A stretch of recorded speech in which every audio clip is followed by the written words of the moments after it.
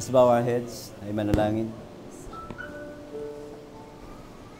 Aming Ama, kami lumalapit sa iyo ngayong gabing ito. Kami nagpapakumbaba sa iyong harapan, Panginoon. At kami ay kumikilala, Panginoon, ang iyong dakilang habag. Na kung hindi mo kami kahabagan, Panginoon, ay hindi namin kayang mabuhay kahit isang araw man lamang. Kahit isang saglit man lang, Panginoon, sa buhay namin. Hindi namin maaaring dagdagan ang buhay namin. Ikaw lang, Panginoon, ang may hawak ng aming buhay. At ngayong gabing ito, Panginoon, napakainam na narito kami, makaparito sa iyong bahay-sambahan. Makasama, makapiling ang bawat isa, ang kapwa mananampalataya, sa dakong ito, makaulayaw, makausap, makasamang sumasamba at nagpupuri sa iyo. Buhat pa sa iba't ibang dako at lugar, pero isang direksyon lang ang aming tinungo. At nagmamadali kami at excited kami ngayong gabi na makarating sa lugar na ito. At Lord Jesus, at ngayon narito kami, at higit kaming matutuwa, Panginoon, hindi lamang sa mga kapatid na nakapagbibigay ng katuwaan, but higit sa lahat, Panginoon, Ikaw ang nasa ng aming puso. Ikaw ang nais naming maranasan, Ikaw ang nais naming, O God, na makita na kumikilos sa buhay namin. Ikaw ay narito, Panginoon. At Lord, ang aming pananampalataya, ang Lord, ang nagpapalakas sa amin, Panginoon. At patuloy na angkinin ang mga pangako mo. Ngayong gabing ito, kami po'y lumalapit, mapangailangan kami, Panginoon. Hindi kami magsasawang lumapit sa iyo at magsabi kung ano ang aming mga kailangan ngayong gabi. Meron kaming pribilehiyo para masabi sa iyo, Panginoon, ang laman ng aming mga puso. At narito rin, Panginoon, ang aming mga sarili na nakayuko ang aming puso, amang nakabukas ito at handang magpaturo sa iyo, handang makinig sa iyo, Panginoon. Sa iyong mga paalala, sa iyong mga tagubilin, Panginoon, sa iyong mga instruction. At ayaw mo, Lord, Ikaw lamang ang malugod, Ikaw lamang ang Panginoon ang maitaas sa aming buhay. At aming, Lord, kinukomit ang aming buong buhay, ang buong service na ito, Panginoon. Lord Jesus, ang lakas namin ay huhugutin namin mula sa iyo. At ayaw mong, Panginoon, makakilos ka ng may kalayaan. Lord, kami maitago mong lubos sa iyong likuran, Panginoon, at Ikaw ang mahayag, Ikaw ang makita sa aming mga buhay. Lord, ang tagumpay ay tanging sa iyo lamang na nagbubuhat, at aming inaangkin, Panginoon, ang pagpapala mong lubos sa pangalan ng aming Panginoong Yesus, ng aming dalangin. Amen. Amen. Praise the Lord. Lahat tayo ay nagmamadali kanina. Yung iba ay kailangang magmadali para makarating ng takdang oras. Dumating nga po ako dito ay 2 minutes before 7. Last 2 minutes, pero sa biyaya ng Panginoon ay nakarating pa rin buhat po sa amin sa lugar ng Talisay, Batangas. At ngayong gabi, mga kapatid, sa di katagalan, nais kong basahin po natin ang Matthew chapter 11.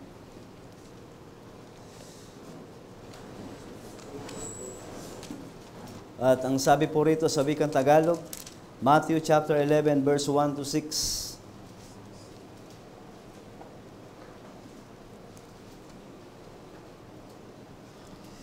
Buksan po natin ating Bible. Matthew 11, 1 to 6. At nangyari na nang matapos ng masabi ni Jesus ang kanyang mga utos sa kanyang 12 alagad, ay umalis siya roon upang magturo at mangaral sa mga bayan nila. Nang marinig nga ni Juan sa bilangguan ng mga gawa ni Kristo, ay nagpasugo siya sa pamamagitan ng kanyang mga alagad at sinabi sa kanya, Ikaw bagay ang paririto at hihintayin namin ang iba? At sumagot si Jesus at sa kanila ay sinabi, Magsiparoon kayo at sabihin ninyo kay Juan ang mga bagay na inyong nangarinig at nangakikita. Ang mga bulag ay nangakakita, ang mga pilay ay nangakalalakad, ang mga ketungin ay nangalilinis, at ang mga bingi ay nangakaririnig, at ang mga patay ay ibinabangon, At sa mga dukha ay pinapangaral ang mabuting balita. At mapalad ang sinumang hindi makasumpong na ang anumang katitisuran sa akin. Pagpalain ng ating Panginoon ang kanyang mga salita. Makakaupo kayo. Napahapyaw na kanina habang ako'y nagmamonitor na nasabi po ng ating MC ang tungkol sa topic ngayong gabi. Kaya po, uulitin ko na lang, ang topic po natin ngayong gabi ay crucial moment. Crucial moment. Praise the Lord. At mahinga tayo sa presensya ng Panginoon. Tanggalin natin ang nervyos na katulad ng aking nervyos ngayon. Dala ng pagod. Kailangan kong sumabit ng jeep para makarating sa lugar na ito sa takdang oras. At tinangka kong maging mabilis ang lahat. Mula po sa amin, napaka-crucial ng mga naranasan ko para sa araw na ito. Kaya po pinili ko ang topic na ito na crucial moment. Mga panahong critical. Praise the Lord. Mga panahon na kung saan ay masailang panahon. Alam natin, ang buhay natin sa mundong ito ay punong-puno ng crucial, punong-puno ng critical, ang mundo, ang sanlibutan. At maging tamang-tama sa panahon natin, sabi, crucial moment para sa mga politiko. Diba? Para sa mga politiko, gusto nilang manalo. Walang sino man ang gustong matalo. Pwede lang manalo na lahat para wala nang nag-aaway-away. Sagana ang patayan, napakaraming mga nangyayaring hindi magandang bagay sa buong Pilipinas. Kung i-monitor ninyo sa radyo at sa mga balita, ang mga iba't ibang mga krimen na nangyayari na may kinalaman po sa politika. At bakit nangyayari ito? Sapagkat gusto nila na makaupo sa pwesto, gusto nila makaupo sa mga malalambot na sopa ng upuan. Hindi ko alam kung ano meron doon, pero sa mga katulad natin, tinatanggihan nga natin ang politika. Naalala ko lang nung ako'y binata pa, sabi sa akin ng mga matatanda rito sa pinagbuhatan, sinusulong nila ako para maging politiko. Pero parang nakakainganyo kasi may mga tao na may mga pangarap para sa iyo. Pero hindi ko po yun kinuha hanggang sa nakarating ako ng dito sa Cainta at humawak ako ng malaking posisyon. At ito na naman, yung mga tao nagkaisa para itulak ka sa politika. Pero sabi, hindi naman yun ang aking hinahanap. Ang hinahanap ko ay ang Diyos, hindi ang Diyos ng politika. Kaya hindi ko rin po nag-grab dahil hindi malayo yon sa puso ko, ayokong maging politiko. Dahil kung ako'y politiko ngayon, marahil hindi ko mararanasan kung gaano kasarap ang mabuhay na kasama ng ating Panginoon. Praise the Lord. Amen. So, mga kapatid, pag sinabing crucial, ito ang panahon ng paghihigpit. So, panahon na dapat ay huwag kang maging padalos-dalos, mag-isip kang mabuti sa lahat ng gagawin mo. Huwag yung pag naisip mo lang at agad-agad mo itong gagawin ng wala kang malalim na pagpapasya. Amen.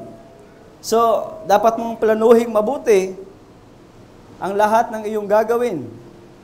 Dahil kapag nagkamali ka, baka hindi mo yan mabawi.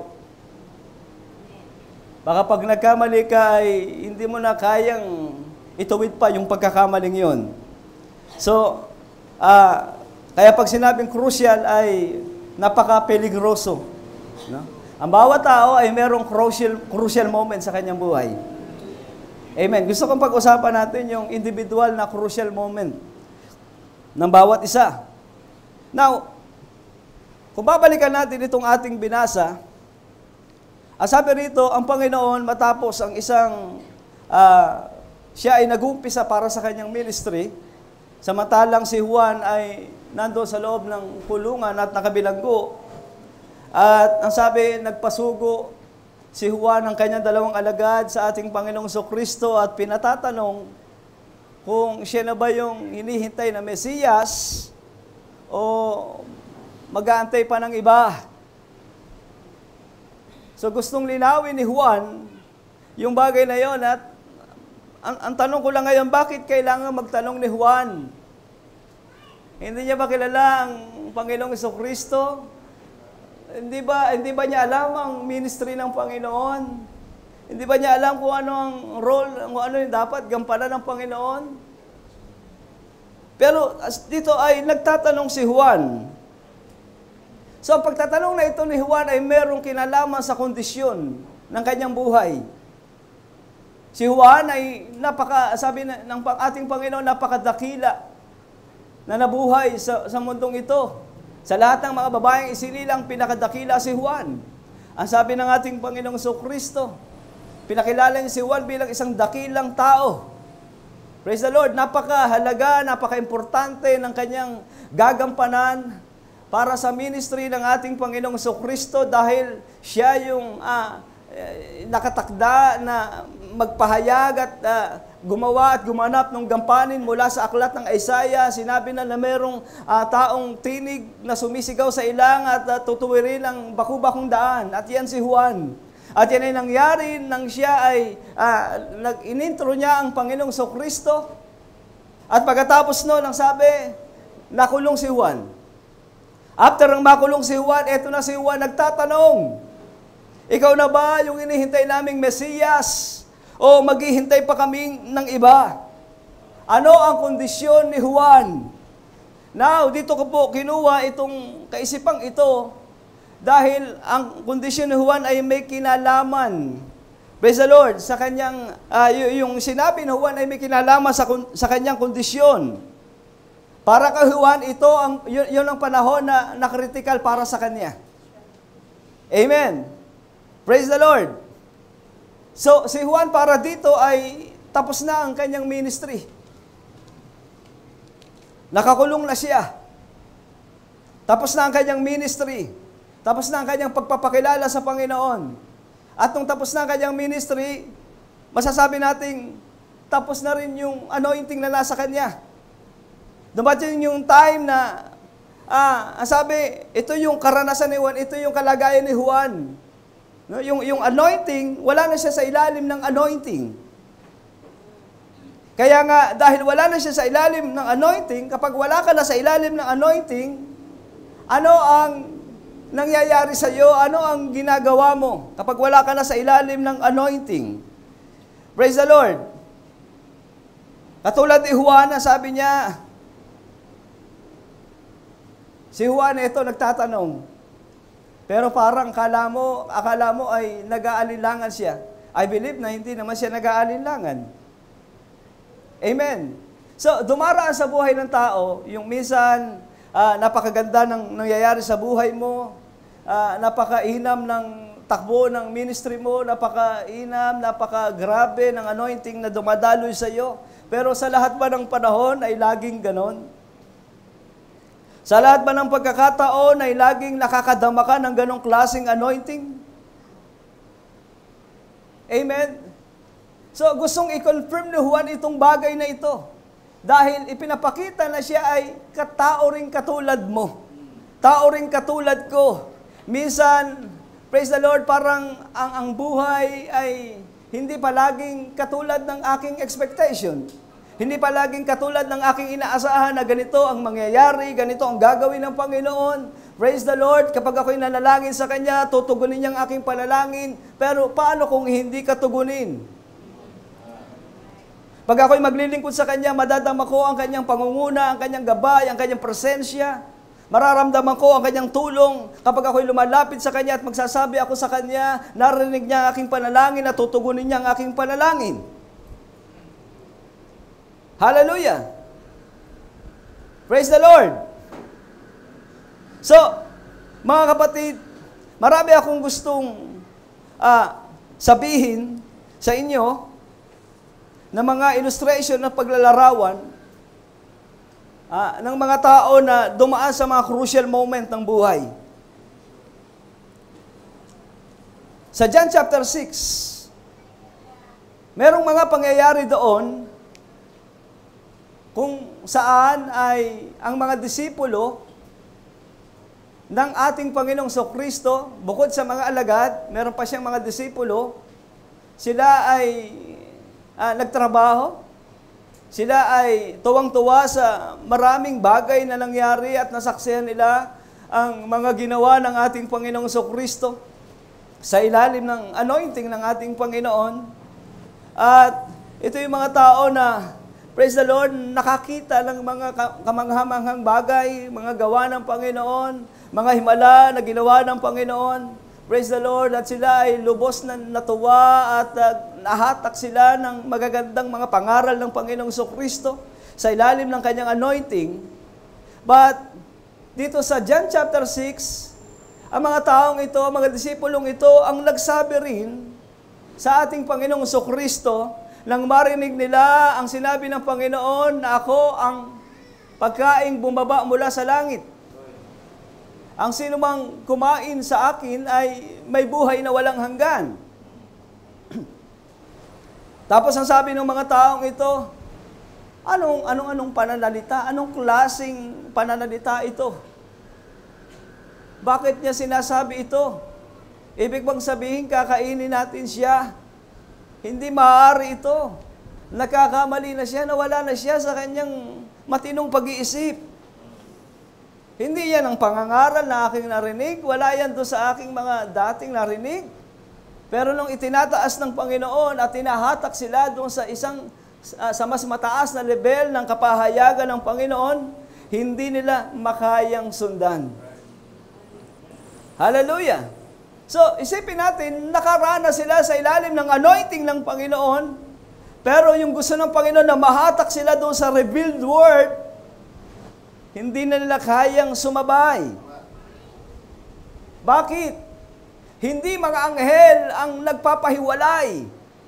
Hindi mga anghel ang nagsesegregate sa masama at mabuti. Kundi ang nagsesegregate ay ang mensahe. Ang nagsesegregate ay ang mensahero na may dalang mensahe. Praise the Lord! Pero hindi sila nakasabay, ayaw nilang masegregate. Ayaw nilang mahatak sila kung saan sila dapat ilagay ng Panginoon. Kaya nanatili sila doon sa kanilang dating kalagayan.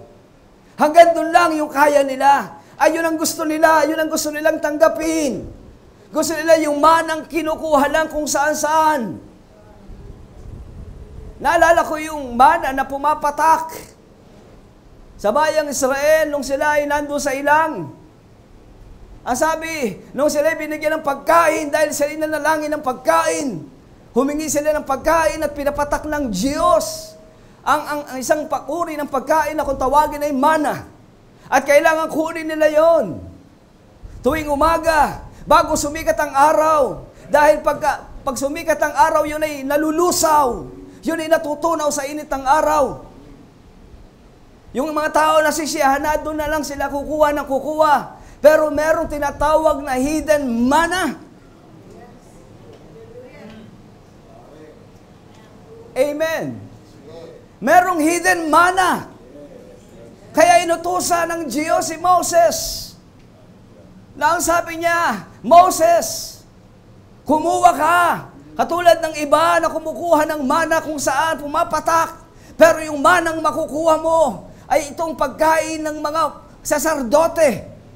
Ito ang pagkain ng mga priest. Kunin mo yan. At kunin mo ng kamay mo. At dalihin mo sa isang golden pot. Sa isang sisidlang mahal. At pagkatapos ilagay mo ito doon sa ark. Hallelujah! Ano yung ark? Yun ang simbolo ng anointing, simbolo ng kalwalhatian ng Diyos. Hindi, doon nananahan ang Diyos. Doon sa ark na yon. Kaya nga nung pinasok yung mana, ang sabi, yung mga manang pinulot, kailangan kunin agad dahil masisira, malulusaw. Pero yung mga mana na inilagay doon sa Ark of the Covenant, lumipas ang mga taon, hindi nasisira. Hindi nalusaw. Bakit pinreserve ng Panginoon ang manang iyon para maging pagkain ng mga saserdote? At sino ang saserdote? Mga taong naglilingkod sa Diyos. Tumanggap ng kapahayagan mula sa Diyos. Amen. Nabuksan ang salita sa kanila. Naintindihan nila.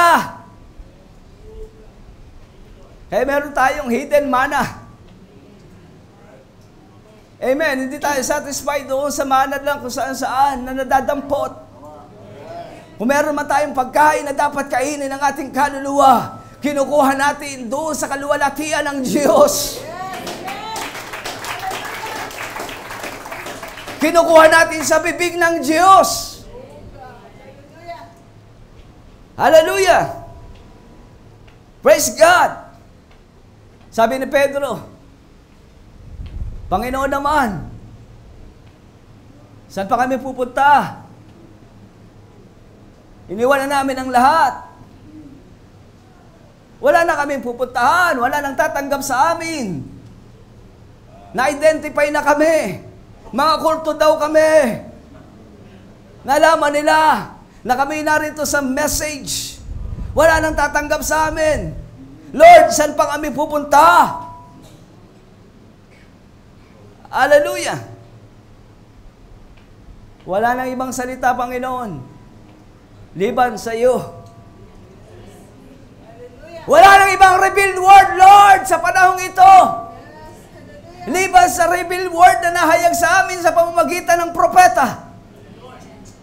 Wala na kaming ibang pupuntahan. Si Pedro naging wise. Amen? Praise the Lord! Hindi ka maaaring mag-enjoy nang wala ka doon sa lugar na dapat mong paglagyan. Di ba? Magtrabaho ka na magtrabaho. Pag hindi mo gusto yung trabaho, isang araw, alis ka rin sa trabaho mo. Naghahanap ka na parang fated sa iyo. Pag nasumpungan mo yon, sabi mo, tuwa ka na, okay na sa akin ito. Hindi naman ayon doon sa sweldo. Kundi ayon doon sa pakiramdam mo na ikaw ay talagang tuwa ka na, okay na sa ito, masaya ka na kasi nasunod na yung gusto mo.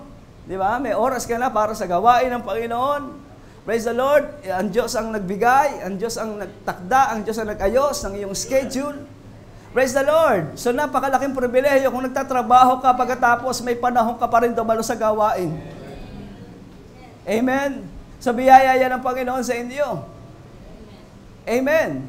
Pero kung binibigyan ka ng pagkakataon para makadalo sa gawain, pagkatapos ma-absent ka pa,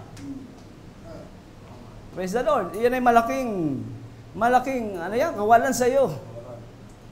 Inayos ng Panginoon ang schedule mo, pagkatapos, ikaw, papetik-petik ka sa ating Panginoon. Sabi ni Pedro, saan pa kami pupunta? Hallelujah. Si Elijah, mga kapatid, sa Mount Carmel Showdown, yan, tagisan yun eh. Isang labanan, tagisan ng labasan ng apoy. Sabi, kung sino yung makapagpapalabas na apoy, kung ang Diyos nyo ay buhay. Sabi ni Elijah, ang Diyos ko'y buhay. Sige, magtagisan tayo. Sabi nyo, Diyos nyo'y buhay. Sige, magtagisan tayo, mag-showdown tayo doon sa Mount Carmel. So, dami-daming mga tao. Praise the Lord. Naroon sila at nag-observe, tinitingnan nila kung anong pwedeng mangyari, nagmamatsyag sila. Nalilito yung mga tao. Hindi nila alam kung kanino sila papanig. Sino ba talaga sa mga ito? Puro Diyos-Diyos to eh. Sabi nila may Diyos to. Sabi nila may Diyos din sila. Sino ba talaga? Sabi nung iba, dito na lang tayo, mas marami dito. 300 ang dito, propeta. Tapos, nandito pa yung hari, nandito pa yung reyna, dito na tayo, marami ditong biyaya. Marami ditong pwedeng maging pakinabang. Praise the Lord. Marami ditong makukuha tayo dito. Mas tanyag tayo dito, mas kilala tayo dito. Praise the Lord, dito na tayo kasi majority, marami ito, nag-iisa to, wag tayo dito. Dito na lang tayo, wag tayo sa Kanya. Marahil ganun ang iniisip ng iba. Praise the Lord. Kung saan yung mas marami, doon na lang tayo. Kung sino yung mas maraming pera, di yun na iboto nyo. Kung sino yung madalas yung makita sa TV, sa radyo at narinig nyo, yun na iboto nyo. Sabi na iba, total, ganun din naman, dito na lang tayo. Ganyan yung mga Israelita noong panahon na yon. Sila ay natatangay sa gusto ng iba. Malakas ang impluensya kasi ang dami-dami nila. Ganyan ang buhay, walang pinagkaiba sa buhay natin ngayon. May mga taong nagpapasya nang hindi sa kanila galing ang sariling pagpapasya. Natatangay lang sila sa gusto ng iba. Hallelujah. Dito tayo, matagumpay ang ministry nito. Meron na ritong mga aral, meron na ritong mga theology, at nandito na lahat ng ating mga libro na makukuha at ng mga gusto nating malaman. Hallelujah, wala na silang makikita pa. Pero ito ang pinatunayan ng Panginoon. Nung sila ay nandun na sa showdown, sa madaling salita, walang nagawa ang 300 propeta ni Baal. O 400, kung ilan man yan. Walang nagawa. Amen. So, hindi nagawa ni Baal na makapagpalabas ng apoy. Dahil kahit ano gawin nung mga propeta na yon, sugatan man nila ang kanilang sarili, wala silang magawa, hindi sila marinig, hindi sila maamoy, hindi. Praise God, ang bingi ang kanilang Diyos. Walang tainga para makarinig. Walang bibig para makapagsalita. Hindi alam ni Baal ang mga panalangin ng kanyang mga tagasunod. Samantalang si Elijah, praise the Lord. Amen. Panalangin ni Elijah, hindi siya nabigo. Lumabas ang apoy, pinalabas ng apoy. Doon sa handog, praise God, na basang-basa ng tubig. At matagumpay ang ministry ni Elijah. Matagumpay ang patotoo ni Elijah. Hallelujah. Praise God. Kapag natatagumpay ka sa ministry, ano ang pwede mong sabihin? Napakasarap ng iyong pakiramdam. Napakasarap ng iyong mga pananalita, puno ng luwalhati. Napakaganda ng pwede mong gawin sa Panginoon pag ikaw ay nagtatagumpay. Praise the Lord. Wala kang mukhang bibig, kundi praise the Lord. Amen. Sa lahat ng sandali, laging praise the Lord. Dahil may pagtatagumpay, napakasarap ng iyong pakiramdam kahit nga sa pagtulog, gusto mo laging mapanaginipan ng mga magagandang bagay na nangyari sa iyong buhay. Pero si Elijah after showdown, pagkatapos ng pagtatagumpay, hallelujah, ito na, nagmamadaling tumatakbo, nagmamadaling tumatalilis. At nagtago saan? Sa lugar ng Sarepta.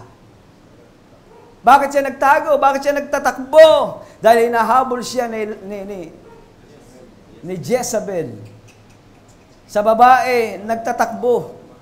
Si Elijah. Praise God. Naduwag. Ano yun? Crucial time. Peligroso sa panahon ni Elijah, yung panahon na yon. Propeta ng Diyos, nakapagpalabas ng apoy. Praise God. Hindi binigo ng Diyos.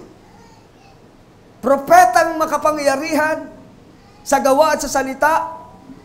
Nasa kanyang anointing, pero ito tumatakbo ng hinahabol ni Jezebel. Hallelujah.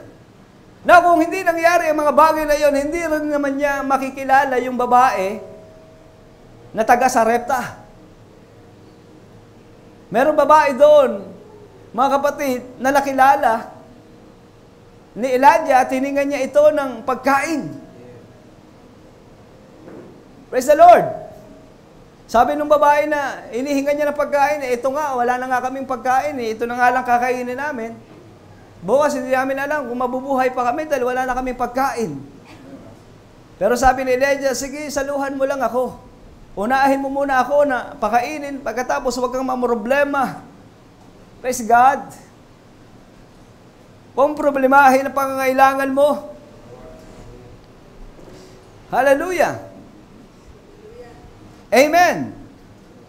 Hinayaan ng Diyos yun na makilala niya yung babaeng taga Sarepta para lumabas yung speak into existence. Doon niya magagamit yun. Sabi ni Branham, ang speak into existence ay third pull. Amen. Ikatlong hatak. So, kailan mangyayari ito? Hindi ito mangyayari sa susunod na panahon. Dapat ito mangyayari ngayon. Amen. Nasa third pull tayo. Dapat ngayon ito nagaganap. Pero madalas marinig natin, speak into existence. Ganun lang ba kadali yun? Pag sinabi sa'yo, sige, sabihin mo lang. Sabihin mo lang, lalabas na yan. Mga kapatid, ang speak into existence, hallelujah, hindi ito salita ng tao. Amen. Now, sabi ni Elijah, ipagluto mo ako. Bakit niya inutusan ang babae? Dahil nakita niya na ito. Amen. Nakita niya na ito. Ipinakita na ng Diyos sa kanya ito. Now, yung salitang speak into existence, minsan, hindi natin maintindihan yan. Ano ba talaga ang speak into existence? Pag sinabing speak into existence, ito'y may kalakip na salita.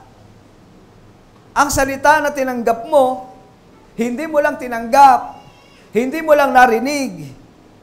Amen. Hindi mo lang pinakinggan. Ito'y salita na kinain mo. Salita na pagkain mo, na kinain mo, at nang tinikman mo, praise God, nilulok mo, at nang nilulok mo, ito'y bahagi mo na. Pero ang salitang ito, pag kinain mo, ang sabi, ito'y mapait sa iyong panlasa. Bakit mapait? Kasi ito'y against yan sa mga habit mo. Pag sinunod mo ang revealed word, against yan sa habit mo. Against yan doon sa mga di magagandang bagay na ginagawa mo. Kaya parang mapait. Now, sino ang salita? Ang salita ay ang Holy Spirit. Amen. Siya yung tinatanggap mo, siya yung salitang tinanggap mo. Siya yung revealed word. Yung Holy Spirit, saan ka dadalhin niya? Dadalhin ka niya saan? Sa baptism of the Holy Spirit. Dadalhin ka niya saan? Sa adoption. Amen? Dadalhin ka niya sa positioning. Kapag tinanggap mo yan, hallelujah. Amen. So, mamamatay ka sa sarili mo dahil naisukong mo na lahat ang buhay mo sa Kanya. Hindi na ikaw ang nasusunod, kundi siya na ang nasusunod sa iyo dahil siya lang may-ari ng buhay mo, siya lang ang, praise God, siya lang may control sa iyong buhay. Hallelujah! Amen!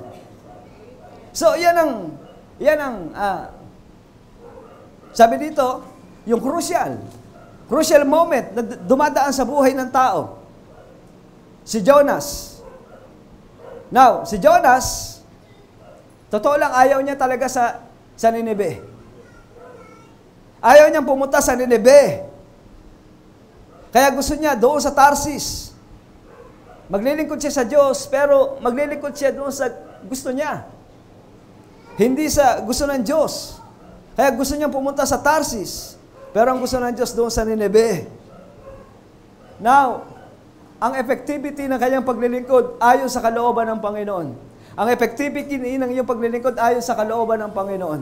Hindi lang yung inisip ko, hindi lang yung inisip no, hindi yung gusto kong gawin, hindi yung gusto mong gawin, kundi yung gustong gawin ng Diyos sa atin.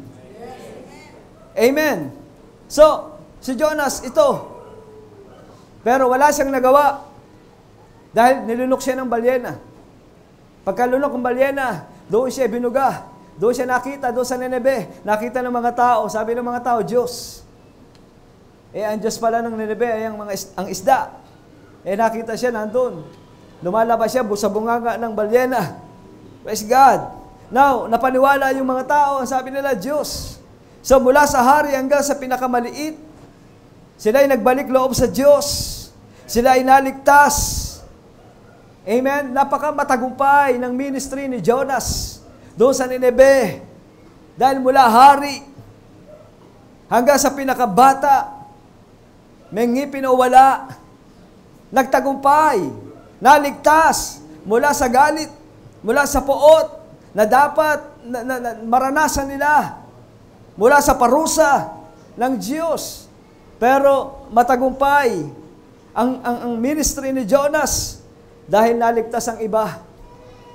Matagumpay ang ministry natin kung hindi lang tayo ang naligtas. Kung sa ministro mo merong mga taong naligtas, hindi dahil sa meron kang mga pinangaral, kundi dahil nakita yung buhay mo na naging way para ma-impluwensyahan sila ng iba. Ang tunay daw na ligtas, naka-impluwensya ng iba para magligtas din ng iba. Amen. So, maluwalhating panahon sa buhay natin, katulad ni Jonas, nagligtas. Maluwalhating panahon sa iyong buhay na ikaw ay nagligtas. Amen. Dahil nakita sa buhay mo ang ating Panginoong Jesucristo. Humatak ito sa iba. Hindi mo kailangang, hindi mo kailangang magpaliwanag ng magpaliwanag tungkol sa kaligtasan. Pero sapat na yung makita sa iyong buhay na ikaw ay naligtas. Amen. Ganon din naman tayo. Hindi tayo narito dahil ginusto lang natin. May mga taong nagbigay ng inspirasyon sa atin. Amen. May mga taong naging halimbawa ng bawat isa. Praise God. Nung makita mo tong taong ito sa kabila ng iyong panlulupaypay, napalakas ka ng buhay niya. Amen. Praise the Lord.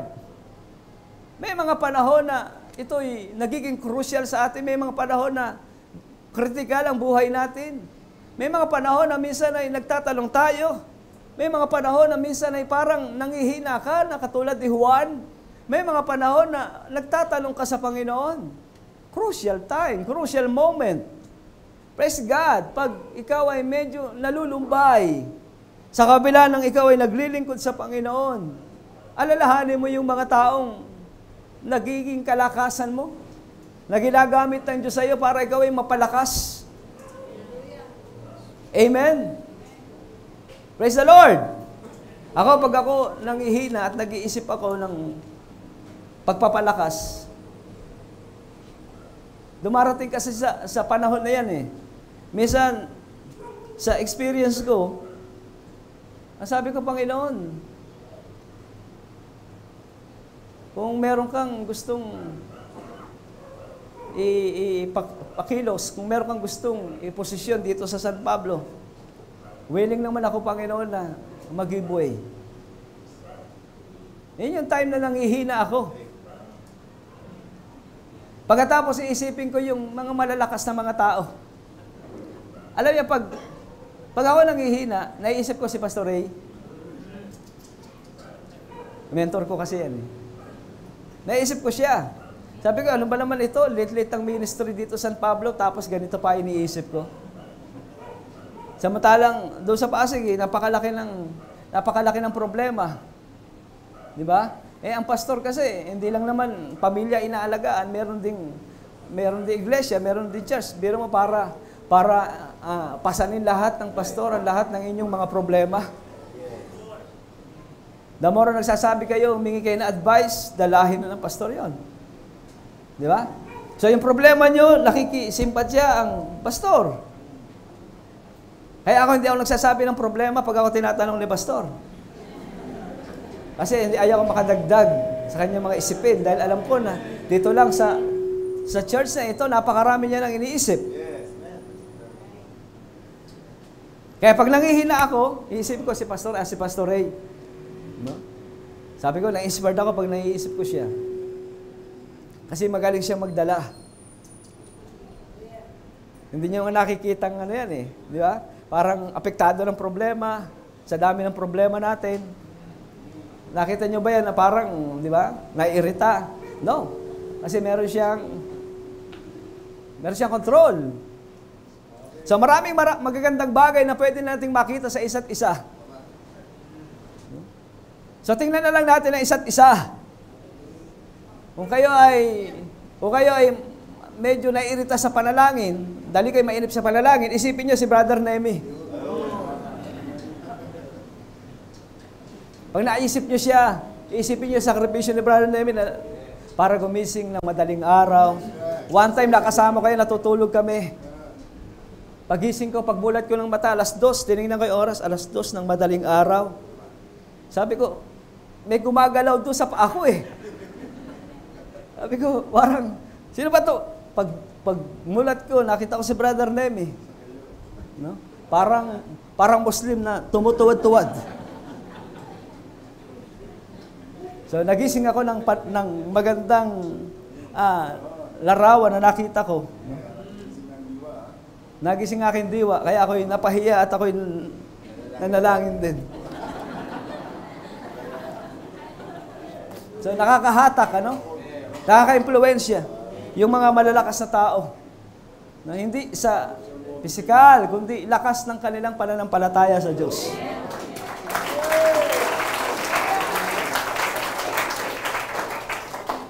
Hallelujah. Ganon din si Jonah. Sabi si Jonah, ano ba yung si Jonah? Si Jonah ay propeta ng Diyos. Di ba? So, pagkatapos ng matagumpay na ginawa ni Jonah doon sa Nineveh, nakita niya yung isang puno na maraming, ang tawag sa puno na yan, kikayon, na puno. Pagkatapos, sabi niya, sarap ng aking pakiramdam ngayon. Ang ganda ng aking naranasan. Ang ganda ng ministry, napakamatagumpay, napakatindi ng anointing. Salamat sa Panginoon. Pati yung hari, hindi niya akalain na ganun yung mangyayari. Ganda-ganda ng kanyang mga patotoo. Pero ngayon, eto na, gusto niya magpahinga, natulog doon sa puno, sa lilim ng puno ng kikayon. At sarap-sarap talaga ng kanyang tulog. Pero pag kinabukasan, gustuhin man niyang matulog pa, pero nagising siya sa init ng araw, sikat ng araw. Sa amin, dumampi sa kanyang pisngi, ang init-init naman. Nagre-reklamo siya, ang init ng araw. Ano ba naman ito? Natulog ako, ang ganda-ganda lang tulog ko. Pagising ko, ito yung aking mararanasan. Praise God. Patagumpay ang ministry. Pero ito, nakaranas siya ng ganong panahon, crucial time, crucial moment. Nagreklamo siya sa Diyos. Pero nung sinabi ng Diyos, ikaw ba naman? Ito na, sabi ng Panginoon sa kanya, puno yan. No? Basahin natin para mas malinaw. Job chapter 4. Jonas chapter 4. Verse 10.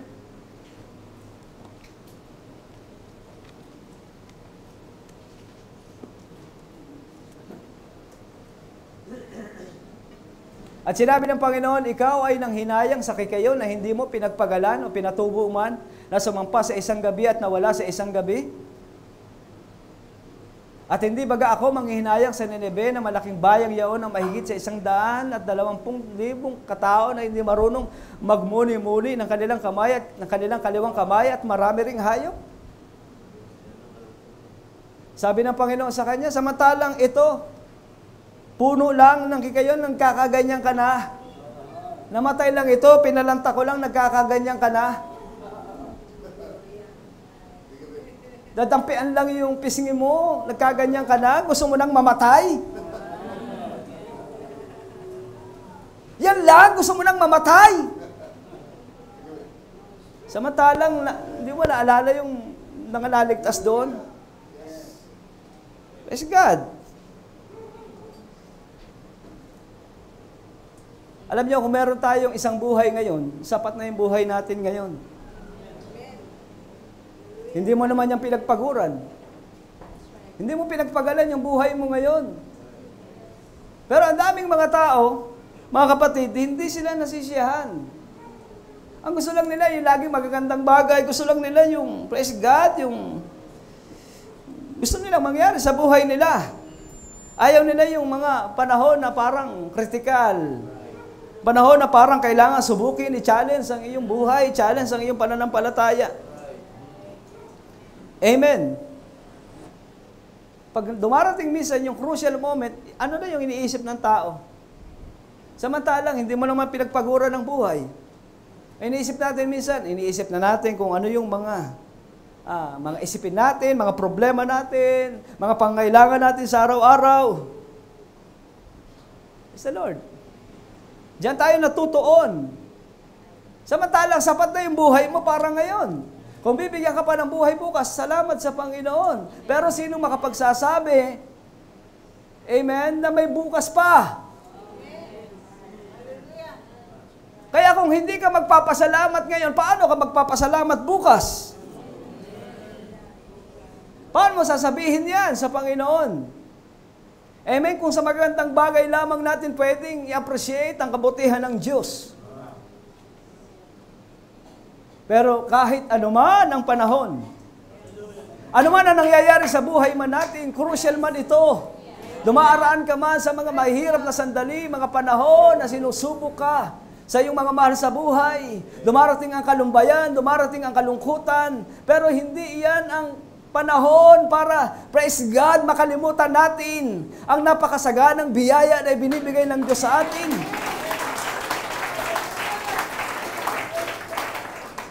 Praise God. Basahin natin yung great shining light. Sabi dito, oh, if we could be a sweet-smelling savor,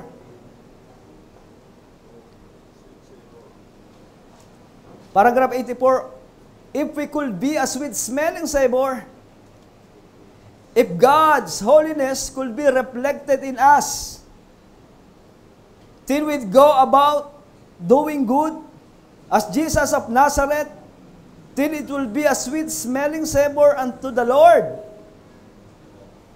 Sabi kung ako ay magiging isang handog, no? Nakaya-aya. Isang handog na maganda at kaya-aya sa pag-amoy ng Diyos. Sapagkat ang kabanalan ng Diyos ay nagre-reflect sa buhay ko. Kaya ako'y makagagawa ng tama, makagagawa ako ng mabuti, sapagkat yung kabutihan nasa akin. Yung holy ay nasa akin. Yung holiness ng Diyos ay nasa akin. Katulad ng Panginoong Jesucristo. Amen? Na siya ay naging sweet-smelling savor na handog sa Diyos. Naalala ko yung tatlong pantas. Naghandog sila ng frankincense, naghandog sila ng gold and myrrh. Ano ba ang simbolo ng lahat ng yan? Ang frankincense ay simbolo ng, praise God, bilang isang haing kaaya-aya sa harapan ng Diyos. Ano yung gold? Bilang, praise God, ang gold ay sumisimbolo ito ng pagiging hari.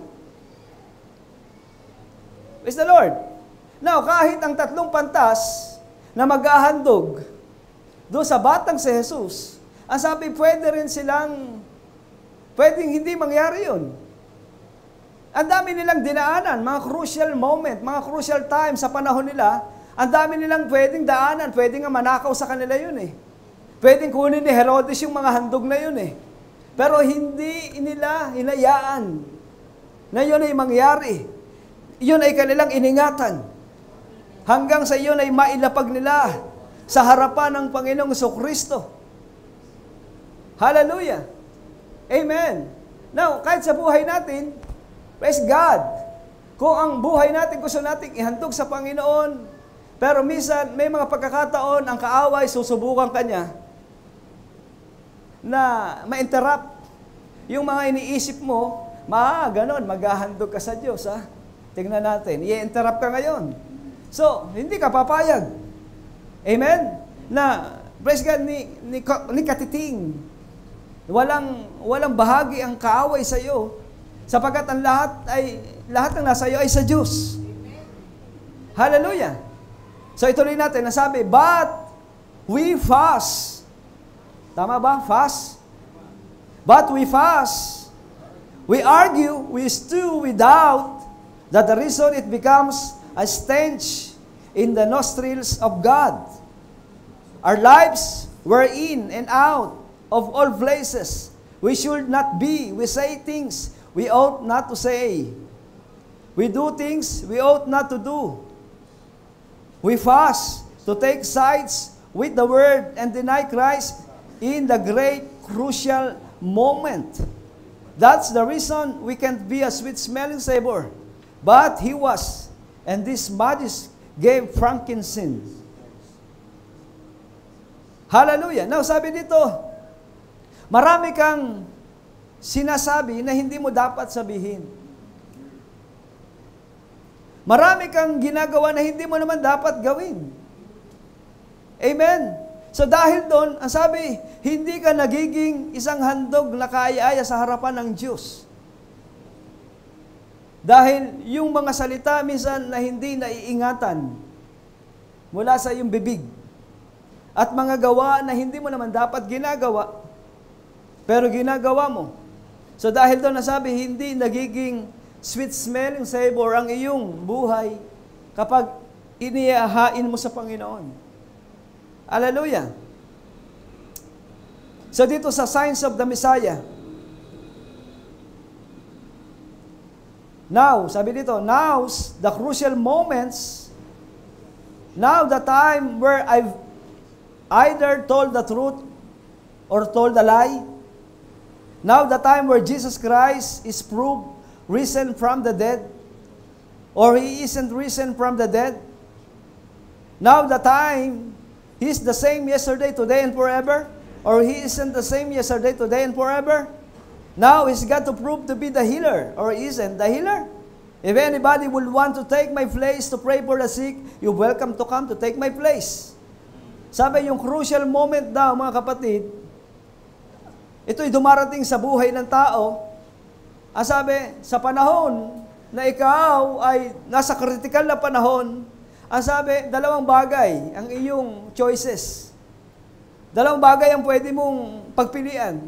Meron kang option, either sabi na magsabi ka ng totoo, o magsinungaling ka.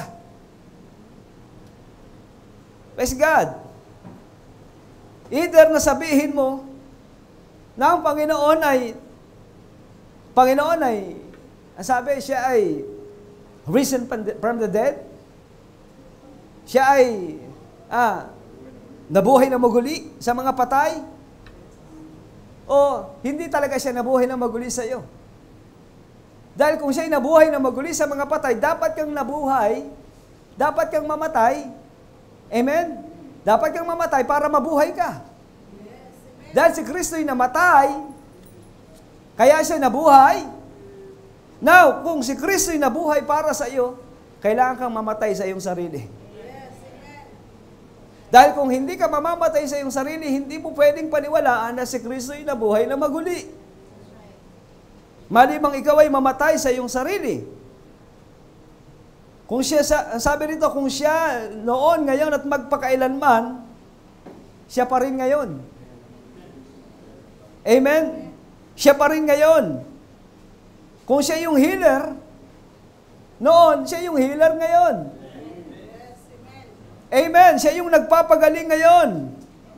Walang ibang magpapagaling. Siya yung nagpagaling noon, siya pa rin yung nagpapagaling ngayon. Hallelujah. Praise God.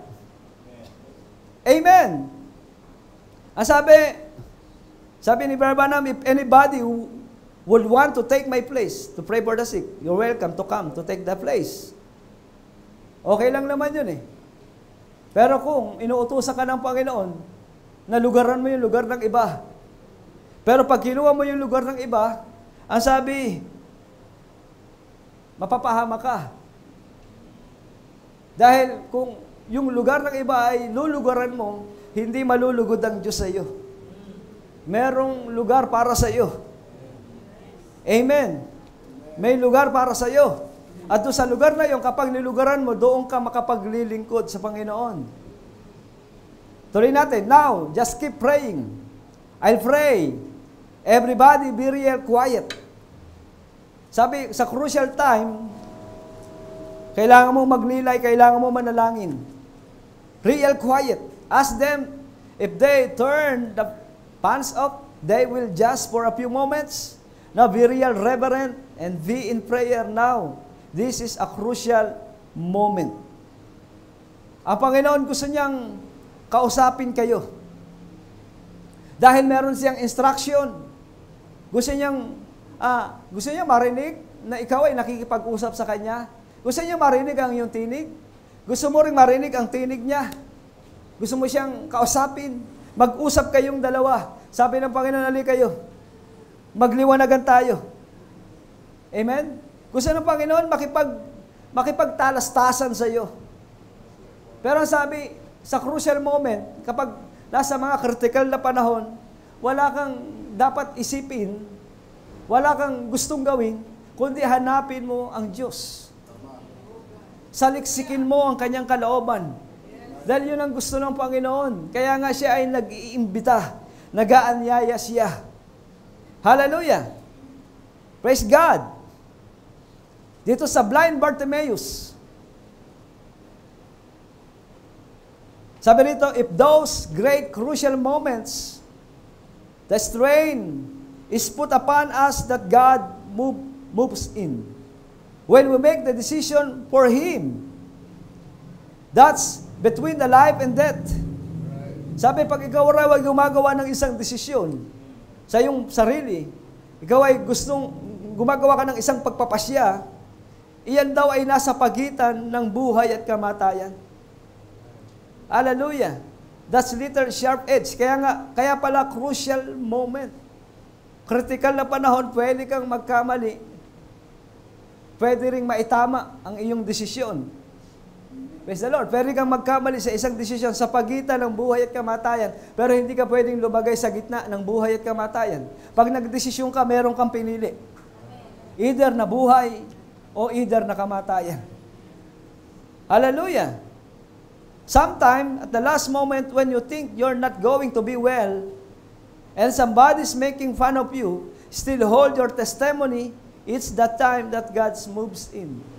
Minsan sa panahon na hindi mo inaasahan, kailangan dumating yung mga crucial moments sa iyong buhay, mga critical na panahon, para doon sa panahon na yon, ang sabi, biglang ang Diyos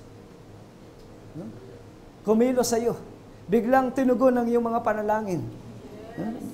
Minsan kailangan mong daanan yun dahil doon sa ganong portion, sa ganong panahon, makakakilo siya ng gusto sa iyo. Hallelujah! Praise God! Now, mga kapatid, watch your step. Watch your step. Tingnan natin ang ating lakad. Tingnan natin ang ating pinatutunguhan. Praise God! Now, ang salita ng Panginoon ang ating gabay sa iyong mga pagpapasya. Ayaw ng Panginoon na ikaw ay magkamali. Dahil gusto niya, laging tama ang iyong mga desisyon. Nandyan, tumingin ka sa salita. Meron kang pattern, meron kang gabay. Meron kang titignan sa bawat desisyon. Dahil ang bawat desisyon sa pagitan ng buhay at kamatayan. Hallelujah! Watch your step. Amen. Bawat araw ng buhay mo, laging merong crucial. Merong panahon na kritikal. Kaya dapat laging matuwid ang iyong iniisip. May kapahingahan sa Panginoon. Hallelujah! Sabi ng Panginoon, come to me. Lumapit kayong lahat. Napapagal, nabibigatan ng lubha sa inyong mga pasanin. At kayo'y pagpapahingahin ko. Makasusumbong kayo ng kapahingahan para sa inyong mga kaluluwa. Hallelujah! Watch your step. Tumingin tayo sa buhay natin. Tingnan natin ang ating lakad sa Panginoon. Siya ang ating tingnan. Amen? Sa Kanya tayo tumingin, sa Kanya tayo humingi, sa Kanya tayo lumapit. Lahat ng bagay ay maasahan natin sa Diyos. Amen. Hallelujah. Sometimes ups, sometimes down. Ang buhay, sabi ng isang komentarista, weather lang. Minsan nasa taas. Minsan madali ang lahat, minsan napakahirap. Minsan, kailangan mo daanan lahat ng ito. Sa kabuuan nito, iyan ang buhay. Pero dahil iyan ang buhay, iyan ang ibinigay ng Diyos sa atin. Pero kung meron mang pinakamasarap na buhay, yung buhay sa piling ng ating Panginoon. God bless you. Guys, tumayo kayong lahat.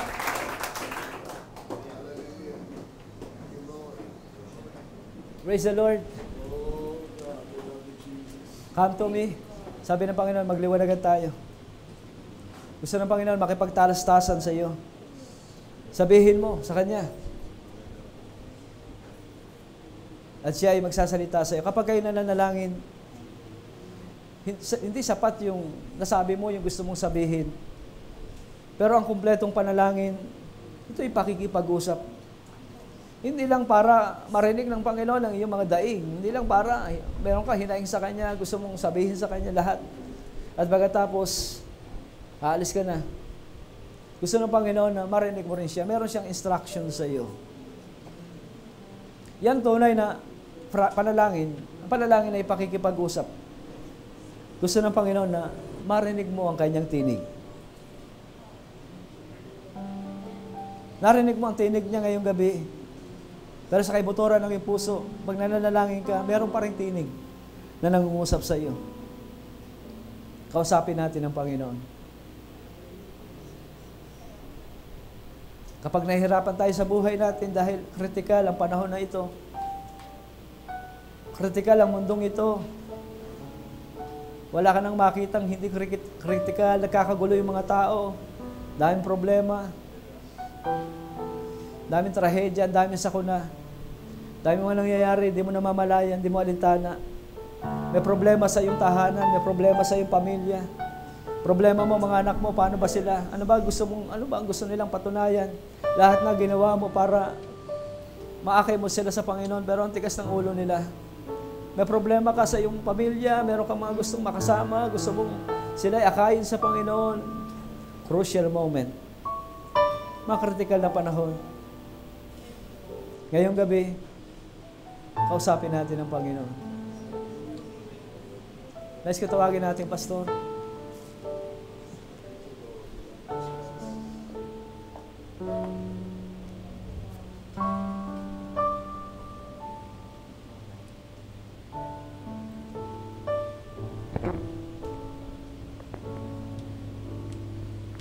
We're living in a very crucial time in the history of man. Kung kailan hindi natin ma-afford na magkamali ng pasya. Pag nasa critical moment ka, when you're in a crucial time, bawat hakbang, bawat kilos mo mahalaga. Nakikipag-unahan ka, nakikipagtakbuhan ka sa panahon. Kailangan magpasya ka na mabilis. Tikin mo na yung pasya mo ay ayon sa instruction ng ating Panginoon. Hindi pwedeng magka-error ka. Amen? Tulad sa isang laban sa basketball, sa crucial moment, importante na hindi ka makagawa ng blunder. Dahil mayroong mga panahon na maaari kang makagawa ng blunder pero hindi magiging kasing bigat ng epekto kaysa nung kung ikaw ay nasa crucial time. And crucial times, yan ang naghihiwalay dun sa marunong lang at dun sa dakila. Diyan lumalabas ang kadakilaan ng isang tao pag siya inilagay sa isang mahigpit na panahon. At ang Diyos, gusto niya nilalagay ang kanyang mga anak sa ganyang panahon para lumabas yung kadakilaan nila. Yan ang maghihiwalay sa foolish virgin sa bride pagdating ng squeeze. Dahil sabi nga ni Brother Pipito kanina doon sa quote niya, kapag nagawa mong gawin kung ano yung tama sa kabila ng hirap ng sitwasyon, it becomes a sweet-smelling savor before God. Gustong-gusto ni Lord yun na makitang gumagawa ka ng tama sa harap ng kagipitan. At kapag nagawa mo yung tama sa kabila ng mahigpit na panahon, it becomes a sweet-smelling savor. And God comes in the scene. Siya'y umi-entra. Siya'y pumapasok sa eksena dahil nalugod siya na nagawa mong gawin, yung mahirap gawin sa isang mahirap na panahon. Ang tumayo sa tama. Tumayo sa kung ano ang nararapat sa kabila ng unpopular, sa kabila ng hindi sang-ayon ng buong sanglibutan sa iyo. That's why when the squeeze comes, ang sabi ni Brother Branham, watch the third pull then. Pag dumating na ang lupos na paghigpit ng kaaway, and we are in that time now. Gusto ko alalahanin ninyo, naalala niyo yung pinangaral nung last Sunday, if the pattern holds true, 2 taon na lang ang natitira bago kunin ang iglesia. Hindi na ito panahon para mag-aksaya isamang sandali. Hindi na ito panahon para magpawarde-warde sa pananampalataya. Hindi na ito panahon para sumubok ng mga bagay-bagay na hindi natin tiyak. Amen. Let's make sure it's thus saith the Lord.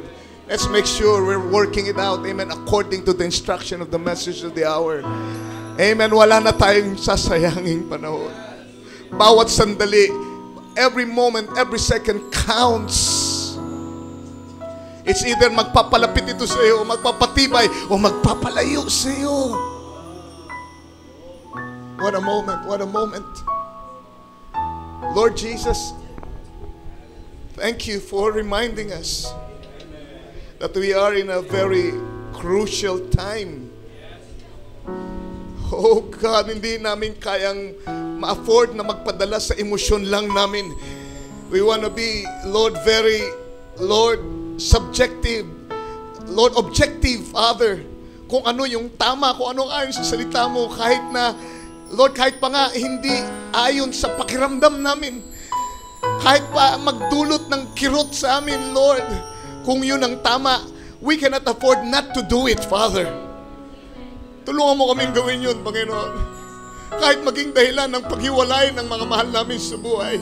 Pagkalayo namin, Lord, sa ilang mga, Lord, mga bagay na minahal namin. But we cannot, Lord, afford, Lord, to make an error, Lord. Tulungan mo kami, napakaiksi na ng panahon. Hayaan mong magningning ang karakter ng bride.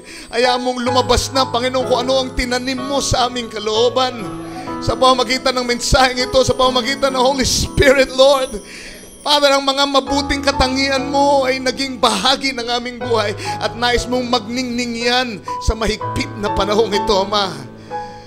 Upang sa dulo ng aming kwento, Lord, ay may pagmalaki mo ang produkto ng iyong biyaya. Iyon ang resulta ng aking pagsasakripisyo. Yun ang resulta ng aking mensahe. Yun ang resulta ng paghuhubog ko sa kanila.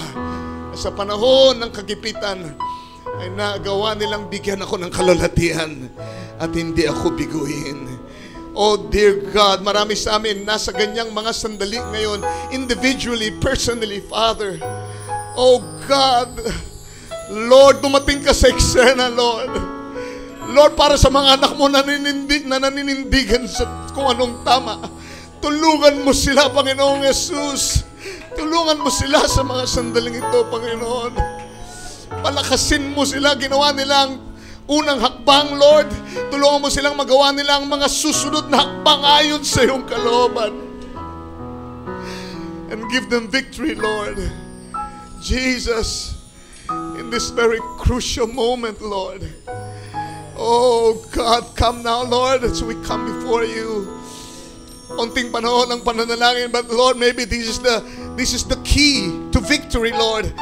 Yung panahon na magawa naming lumuhod, imbis na mataranta, imbis na mag-alala, imbis na mag-isip ng mga negatibong bagay, lumuhod kami magbigay ng panahon, tumawag sa iyo, at pakinggan, Lord, ang iyong tinig sa aming puso na nagbibigay ng instruction kung anong dapat naming gawin.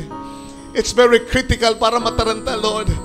Tulungan mo kaming maghintay. Tulungan mo kaming kumilos ng maingat. Even as we wait on Thee on our knees, O God. Nanalangin kami. Lord, come to the scene now, I pray. Abang nananalangin kami, bawat isa sa atin sa ilang panahon, taas natin ang ating mga pakikipagbaka. Sabihin natin sa Panginoon ang ating kalagayan. If you're in a crucial time at this very moment, amen. Sabihin nyo kay Lord, Lord, tulungan mo ko. Ayoko magkamali ngayon. Inspire mo ko, pahiran mo ko, Ama.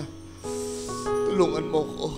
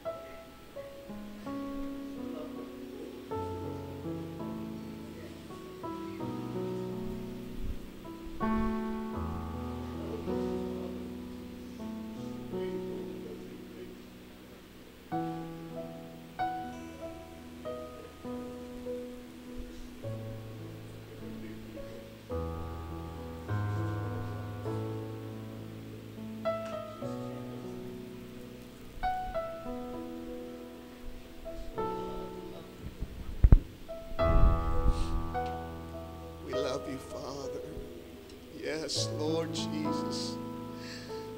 Thank you, Lord. Thank you. We honor you. We love you, Father. Yes, Lord. Yes, Lord. Jesus Christ. You've got it all in control, Father. Believe that. Yes. Thank you. Thank you, Lord. Thank you, Father. Hallelujah.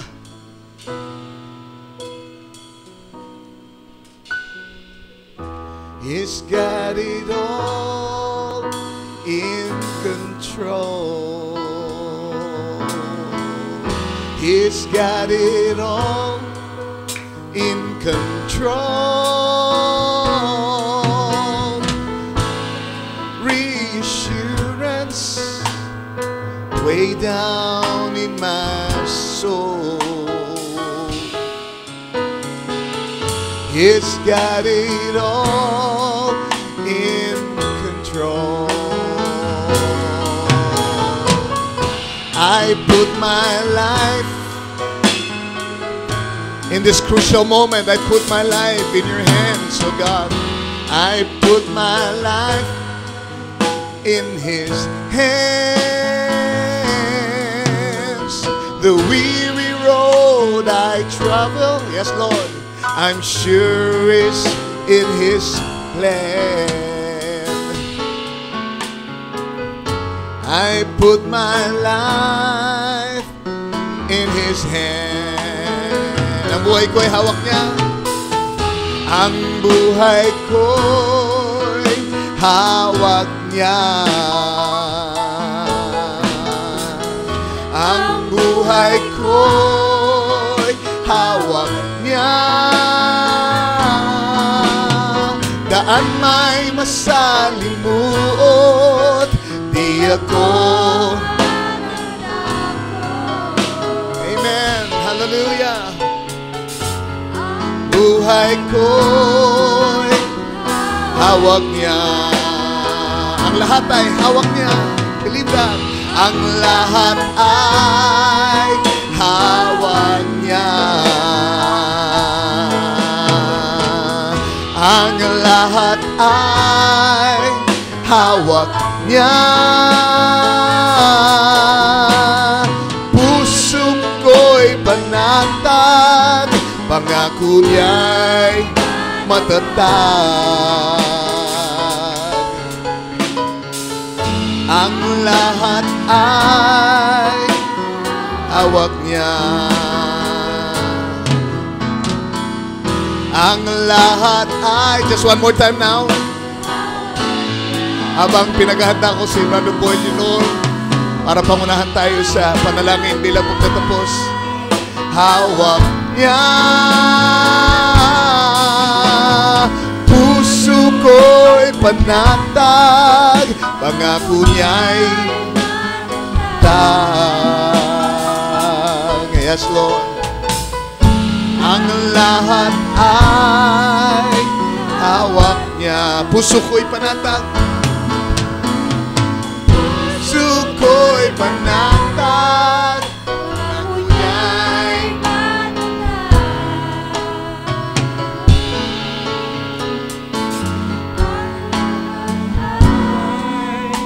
hawak niya. Hallelujah. Oh, glory to God. Hallelujah. Salamat. Hallelujah. Dahil ikaw, Panginoon, ang nagsabi, Panginoon Lord, na kami binigyan mo ng buhay na walang hanggan. At ang sabi mo, walang makakalipol sa amin, Panginoon. At walang makakaagaw sa amin sa iyong kamay, Panginoon. Hallelujah. Salamat, ito ang katiyakan. Hallelujah. Dahil ikaw ang nagsabi nito, Panginoon. Hallelujah. Hindi tao ang nangako sa amin, Panginoon. Hallelujah. Kundi ikaw na siyang noon, ngayon, at magpakailanman. Lord, ang sabi mo, heaven and earth shall pass away, but your word shall not pass away. your promises to us, Lord, hallelujah, ay gagawin mo sa amin, Panginoon. Salamat, Panginoon, hallelujah, sa mga pagsubok, mga suliranin, hallelujah. Lord, ito'y isang tulong para kami tumatag sa aming pananampalataya, Panginoon. Ama, tunay nga, Lord, hallelujah, na iyong mga anak, Panginoon, ay dapat dumaan, Panginoon, sa crucial time o moment, Panginoon. Kagaya na kami napakinggan, Panginoon, hallelujah, para lumitaw, Panginoon. Lumabas sa buhay ng iyong mga anak, Panginoon, hallelujah, ang iyong larawan, Panginoon. Lord, salamat dahil kami ay nilikha mo ayon sa iyong wangis at larawan, Panginoon, hallelujah. Lord, kung paano mo napagtagumpayan ang lahat, Panginoon, Lord, hallelujah, ito'y mapagtatagumpayan din naman namin, Panginoon, hallelujah. Ama, salamat kung kami lamang ay susunod sa iyo, Panginoon, magpapasakop sa iyo, hallelujah. Lord, sino ang makakahadlang sa amin, Panginoon? Sino, Lord, hallelujah, magpapanghina sa amin, hallelujah? Kung ang kalakasan ay nasa aming mga puso, hallelujah. Lord, salamat dahil ang sabi ng kasulatan, we are the temple of God and the Spirit of God is dwelleth in us, hallelujah. Lord, kayo magpuprotekta, Panginoon, sa templo mong ito, Panginoon, hallelujah. Ama, salamat. Salamat sa iyong lingkod na ginamit mo sa gabing ito, Panginoon, hallelujah. Lord, patuloy mo siyang gamitin, Panginoon, sa ikakalawak, Panginoon, hallelujah. May pangaral ang iyong Ebanghelyo, Panginoon, Lord, sa lahat ng kinapal, Panginoon, sa lugar na kanyang kinaroroonan, hallelujah. Ama, salamat din sa iyong mga anak, Panginoon, hallelujah, dinala mo sa lugar na ito, Panginoon. Lord, walang nagpilit sa kanila para pumarito, Panginoon, hallelujah. Dahil ang sabi ng kasulatan, maging sa aming paghangad kayo, Panginoon, hallelujah, ang naglagay sa aming mga puso, hallelujah. Ama, salamat. Lord, maging ang iyong lingkod sa lugar na ito, Panginoon, dalangin ko. Patuloy mo siya bigyan ng katatagan, Panginoon, Lord, kagaya na aming napakinggan, Panginoon. Maraming pagsubok, maraming suliranin, Panginoon. Maraming kabigatan siyang pinapasan, Panginoon, at salamat sa oras, Panginoon, Lord, ng kahirapan, sa oras, Panginoon, ng pagsubok, Panginoon. Kami ay hawak-hawak mo sa iyong kamay, Panginoon. Hallelujah. Oh, glory to God. Hallelujah. Kay Lord, salamat. Hallelujah. Lord, salamat. Dahil, Lord, ang salita mo, Panginoon, ay hindi mawawala, Panginoon. Hallelujah. Lord, salamat, Panginoon. Hallelujah. Lord, hindi kami nakatingin sa nanghihina. Kami ay nakatingin sa aming Panginoong Jesucristo, hallelujah, na sinabi ng kasulatan, looking unto Jesus, hallelujah, the author and finisher of our faith, hallelujah. Lord, salamat, Panginoon, hallelujah, dahil sa iyo kami nakatingin, hallelujah. Binigyan mo kami, hallelujah, kagaya ng napakarami naming napakinggan na pangangaral sa likod ng pulpitong ito, hallelujah. Ito'y sapat, Panginoon, para magpatatag sa amin, magpatibay ng aming pananampalataya, dahil nandito na kami sa dulo ng panahon, hallelujah. Wala na kami dapat isipin, hallelujah, kundi ang iyong pagdating para kami sumalubong sa iyo sa kalangitan, hallelujah. O salamat, Panginoon, hallelujah. O glory to God, hallelujah. O salamat po, Ama. Purihin ka sa gabing ito, hallelujah. Lord, ang lahat ng papuri, ang lahat ng pasasalamat, ang lahat ng kaluwalhatian ay sa iyo lamang, hallelujah. Oh, glory to God. Salamat sa pangalan mo, Panginoong Jesucristo.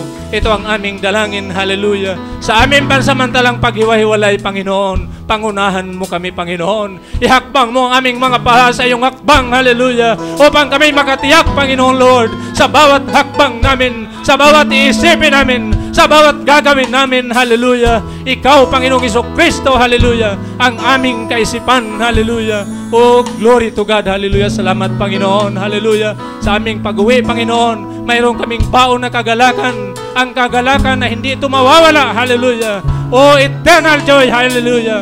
Oh, salamat, Panginoon. Salamat, Panginoong Lord. Tanggapin mo, Lord, ang aming papuri, ang aming pasasalamat sa pangalan ng aming Panginoong Jesucristo. Ito ang aming dalangin, hallelujah. Amen and amen, hallelujah. Oh, glory to God. Pagpalain kayo ng ating Panginoon. Gusto ko lang ipaalala bago tayo maghiwa-hiwalay ang outdoor fellowship ng ladies this coming Saturday. So, please, ito po gagawin natin. Tama-tama, Mother's Day, darating na Sunday. So, sana marami po ang makasuporta sa darating na outdoor natin. God bless you. Anong oras ulit yung napag-usapan natin? 10 o'clock? 10 o'clock, okay? Sa Rainforest. Okay. God bless you. God bless you. Kung gusto yung malaman ng mga detalye, puntahan nyo lang po si Sister Lourdes o iba pang mga ladies, mga officers ng ating ladies department. God bless you. Kamayan tayo sa isa't isa.